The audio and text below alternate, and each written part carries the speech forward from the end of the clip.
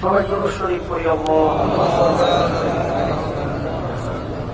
ওয়া হাবিবনা ওয়া মাওলানা মুহাম্মদ সাল্লাল্লাহু আলাইহি ওয়া আলিহি ওয়া সাহবিহি ওয়া বারাকাতুহু। ইসলামী আন্দোলন বাংলাদেশ খুলনা জেলা মহানগর শাখা কর্তৃক আয়োজিত আজকের সমাবেশে সম্মানিত সভাপতি মঞ্চ ইসলামী আন্দোলন বাংলাদেশের কেন্দ্রীয় সম্মানিত নায়েবে আমির মহাসচিব সহ বিভিন্ন দায়িত্বশীল, মঞ্চে জামাত ইসলামী সহ অন্যান্য এনসিপি, গণ অধিকার, এবি পার্টি সহ হিন্দু জোটের আমার জাদুরা সহ সম্মানিত ওলামায়ে কেরাম, প্রিয় সাংবাদিক বন্ধুগণ, প্রশাসনের দায়িত্ব যারা নিয়োজিত রয়েছেন, বিশেষ করে এই আবহাওয়ার মধ্যেও আপনার যে ত্যাগ দেখিয়েছেন, এর মাধ্যমে প্রমাণিত হয়েছে যে এ দেশের ভিতরে আর চাঁদাবাজ, খুনি, গুমি বাংলার জমিনে টিকতে পারবে না। ইনশাআল্লাহ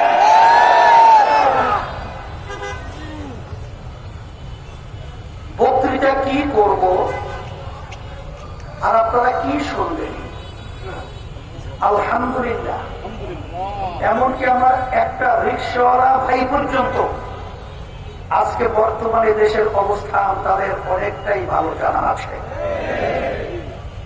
তবে একটু স্মরণ করে দেওয়ার জন্য বলছি,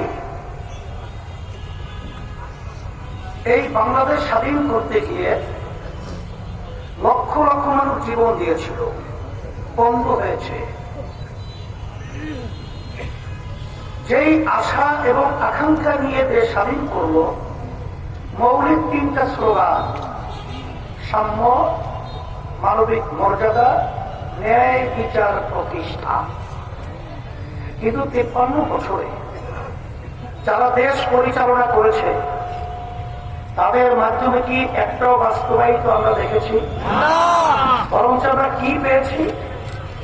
এই দেশটা এদের পরিচালনায় একবার দুইবারও নয়, তাম দুনিয়ার মধ্যে 5 বার চোরের দিক থেকে আমাদের দেশটা ফার্স্ট হয়েছে। আমরা এদের পরিচালনায় দেখেছি হাজার হাজার আমাদের বাংলাদেশের ভবিষ্যৎ প্রজন্ম, মেধাবী সন্তানগুলো ন্যায়ের পথে আওয়াজ তুলতে গিয়ে নির্বিচারে তাদেরকে পাখির মতো গুলি করে রাস্তায় লুটিয়ে ফেলা হয়েছিল। হাজার হাজার মায়ের সন্তান হারা হয়েছে। প্রায় 500-র মতো আমার ভাইয়েরা তাদের চক্ষুকে হারিয়েছে, আর কোনদিন আলো দেখতে পাবে না। হাজার হাজার মানুষ আজকে বন্ধ হয়েছে। এদেশের টাকাগুলো পাচার করে বিদেশে বেগম পাড়া তৈরি করেছে। সদ্য ভূমিমন্ত্রী আপনারা দেখেছেন 3টা দেশে, তার শুধু বাড়ির সন্ধান পাওয়া গেছে 620টা বাড়ির মতো, 5,700 কোটি টাকার বাড়ি।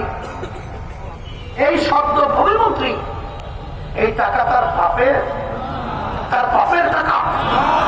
আপনার আমার কষ্ট অর্জিত, আমার মেহনতি, আমার রিকশাওয়ালা জানবা রাস্তার ভিতর যখন রিকশা চালায়, তাদের মাথার ঘাম চক্র করে পড়তে থাকে। সেই টাকা আজকে ট্যাক্স, ভ্যাটের মাধ্যমে সরকারি কোষাগারে জমা হয়, আর তারা ওখানে ক্ষমতার মস্তদে বসে এই টাকা বিদেশে পাচার করে।